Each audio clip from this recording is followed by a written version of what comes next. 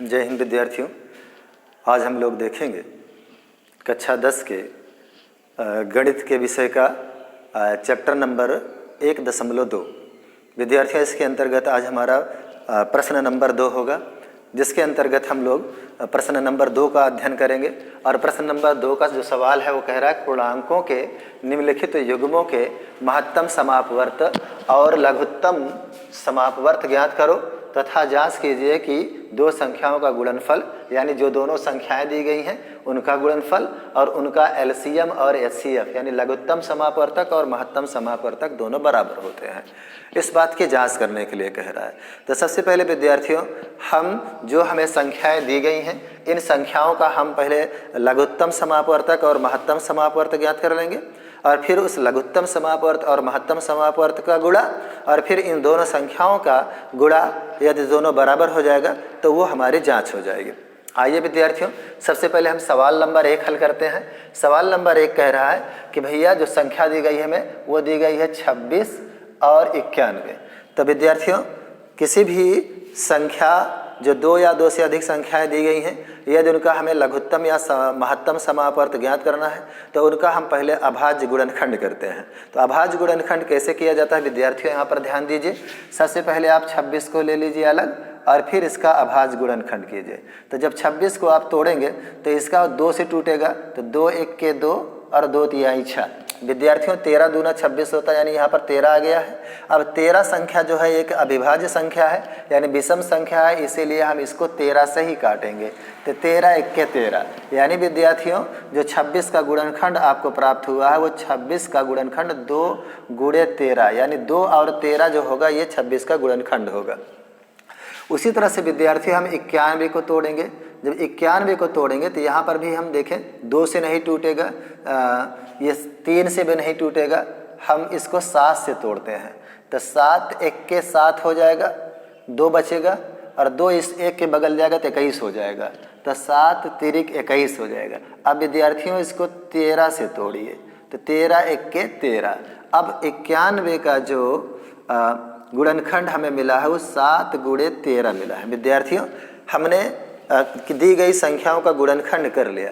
अब विद्यार्थियों यहाँ से हम सीखेंगे किस तरह से किसी भी संख्या में लासा निकाला जाता है, यानी लघुत्तम समापवर्तक, और किस संख्या में मासा निकाला जाता है। इसके लिए विद्यार्थियों आपको समझना पड़ेगा कि यदि आप किसी भी संख्या का लासा निकालना चाहते हैं, यानी लघुत्तम समापवर्तक निकालना चाहते हैं, तो उस परिस्थितियों में आप समझिए कि जिसका जोड़ा मिल रहा है, दोनों गुणनखंडों में जिन संख्याओं का जोड़ा मिल रहा है उन्हीं को लेना है, और उसके बाद जिसका नहीं मिल रहा है उसको भी लेना है और फिर सबको गुणा कर देना है। तो इसलिए हम यहाँ पर सबसे पहले विद्यार्थियों लिखेंगे लघुत्तम समापवर्त, जिसको हम कह सकते हैं एलसीएम। अब इसका जो एलसीएम निकालेंगे उसके लिए मैंने कहा कि जो संख्या का गुणनखंड आपको मिला हुआ उन गुणनखंडों में आप देखिए कि वही संख्याएं जो दोनों में पाई जा रही हैं। तो देखें विद्यार्थियों, इसमें 13 पाया जा रहा है तो इसमें भी 13 पाया जा रहा है, इसको ले लीजिए। बशर्ते इसमें 7 नहीं पाया जा रहा है, इसमें 7 पाया जा रहा है, इसमें 7 नहीं पाया जा रहा है। तो जिस संख्या का जोड़ा मिल रहा है उसमें संख्याओं में से एक संख्या ले लेंगे और जिसका जोड़ा नहीं मिल रहा है उसको भी ले करके हम इसका गुणा कर देंगे। देखें विद्यार्थियों, अब यहाँ पे देखें 7 का जोड़ा नहीं मिल रहा है, हमने उसको भी ले लिया, 2 का जोड़ा नहीं मिल रहा है उसको ले लिया, और 13 दोनों में मिल रहा है तो दोनों में से केवल एक लेना है, यानी सभी संख्याओं में जितना जोड़ा मिलेगा उसी को लेना है।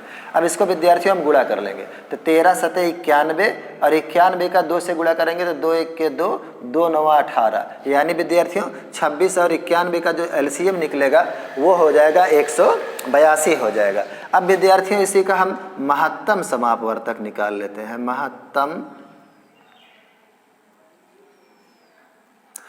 महत्तम समापवर्त, जिसको हम HCF कहते हैं, HCF। इसके लिए विद्यार्थियों ये नियम है महत्तम के लिए कि जिसका जोड़ा मिलेगा उसी को लेना है। बशर्ते जिसका जोड़ा नहीं मिल रहा है उसको छोड़ देना है। तो विद्यार्थियों देखें 2 का जोड़ा नहीं मिल रहा है, इसको नहीं लेना है। 7 का जोड़ा नहीं मिल रहा है, नहीं लिखेंगे। लेकिन 13 दोनों में मिल रहा है, इसलिए हम 13 को लिख लेंगे। तो विद्यार्थियों देखें बड़ी आसानी से आप इस संख्या का पहले आपने गुणनखंड किया, गुणनखंड करने के बाद कितनी आसान तरीका से आपने ये निकाल लिया कि किस तरह से लघुत्तम समापवर्तक निकलता है, किस तरह से महत्तम समापवर्तक निकलता है।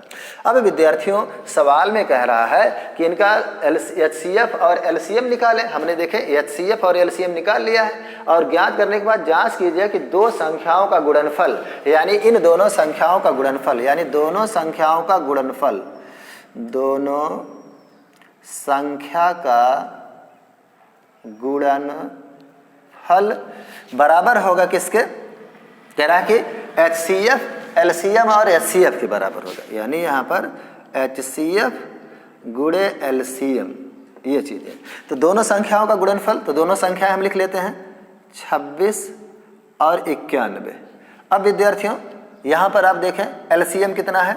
LCM HCF आपके पास कितना निकाला हुआ है? HCF निकाला हुआ है 13 और LCM कितना निकाला हुआ है? 182। विद्यार्थियों 26 और 91 का गुणा कर दीजिए। जब 26 और 91 का गुणा कराएंगे तो इस तरह से लिख लीजिए।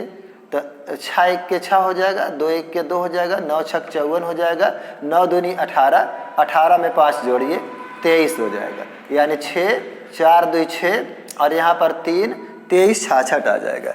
यानी विद्यार्थियों इसका आप देखेंगे तो ये हमारा कितना आ गया है? 23 66 आ गया। इसी तरह से हम इसका भी गुणा कर लेंगे।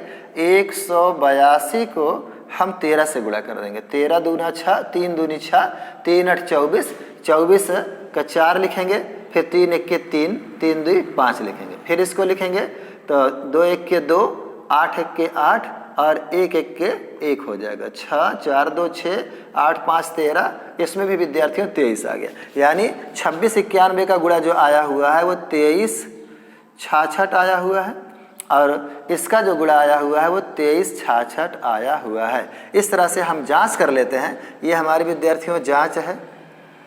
हमने यहाँ जांच करके भी देख लिया कि जो दोनों संख्याओं का लघुत्तम या महत्तम समापवर्तक है उनका गुणनफल और दोनों संख्याओं के गुणनफल के बराबर है। इस तरह से विद्यार्थियों आइए हम सवाल नंबर 2 देखते हैं। इसके लिए विद्यार्थियों आप सबसे पहले इसका स्क्रीनशॉट ले लीजिए।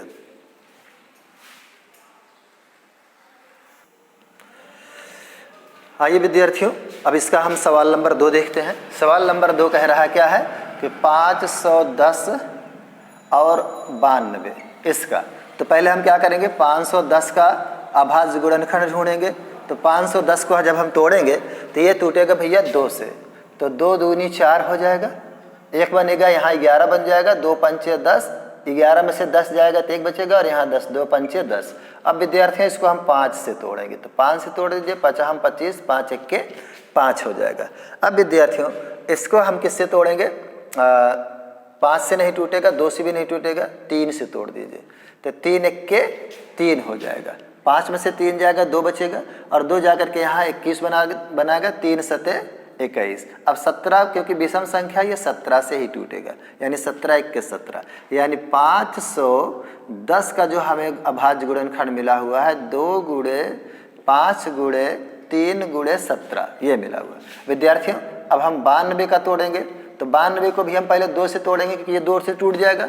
तो 2 चौक 8, 1 बचेगा 12, 2 छंग 12, फिर 2 से तोड़िए, 2 दूनी 4, 2 तिहाई 6। अब विद्यार्थियों ये 23 है। तो 23 जो होता है वो 23 से ही टूटता है, 23 1 के 23।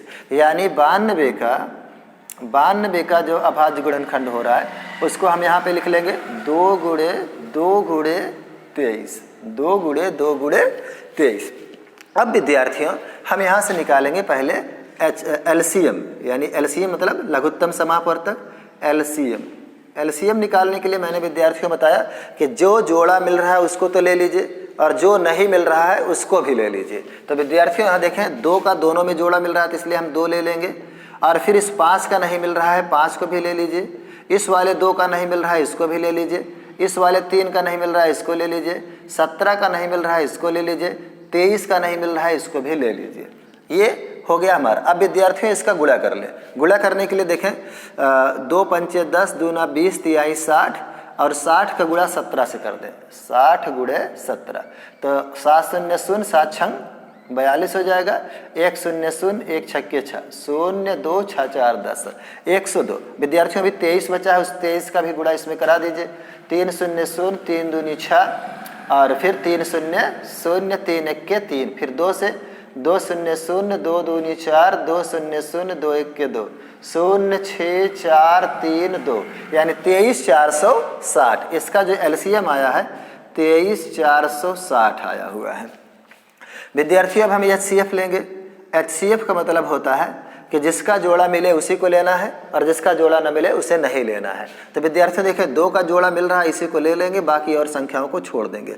तो विद्यार्थियों में देखें एलसीएम मिल गया है 23 460, एचसीएफ मिल गया है 2। अब जांच के लिए हम क्या करेंगे, जांच यहाँ पे लिख देंगे। जांच में हम क्या करेंगे, दोनों संख्याओं का गुणा, दोनों संख्या का गुणा और बराबर में एलसीएम गुणे एचसीएफ, ये करना है। तो दोनों संख्याएं कौन कौन सी, अब की बार 510 गुणे 92 दूसरी संख्या है। एलसीएम आपने निकाल रखा है, देखें विद्यार्थी एलसीएम आपने निकाल रखा है 23 460, यहाँ पर 23 460 लिखें। एलसीएम आपने निकाल रखा है 2, एचसीएफ 2 है तो 2 लिख दीजिए। अब इसका गुणा इसके साथ में, इसका गुणा इसके साथ में करके हम देखेंगे। तो यहाँ पर 510 है, 510 का गुणा 92 में करेंगे तो 2 0 0 2 1 के 2 2 5 10 9 0 0 9 1 के 9 9 5 45, इस तरह से 0 2 9 और यहाँ पे आ जाएगा 6 4 46 90। इसका कितना आ जाएगा 46 90, हमने 920 आ गया। इसी तरह से विद्यार्थियों इधर गुणा करेंगे तो 2 का गुणा कराएंगे तो 2 0 0 2 6 12 2 4 8 1 9 2 3 6 2 2 4। विद्यार्थियों देखें 46 920 इधर भी आया और 46 920 इधर भी आया, इसलिए हमारा सवाल सही है। विद्यार्थियों इसका स्क्रीनशॉट ले लीजिए, फिर हम इसके बाद सवाल नंबर 3 बताते हैं। अब विद्यार्थियों आइए हम सवाल नंबर 3 देखते हैं। सवाल नंबर 3 कह रहा है कि 336 और 54। तो 336 और 54 का हम सबसे पहले क्या करेंगे, अभाज्य गुणनखंड करेंगे। अभाज्य गुणनखंड करने के बाद फिर उसका हम एलसीएम और एचसीएफ लेंगे। तो विद्यार्थियों देखिए हमारा यहाँ पर हो जाएगा 336 और 54। 336 को भैया हम सबसे पहले तोड़ेंगे, तो इसको किससे तोड़ेंगे, हम 2 से तोड़ेंगे।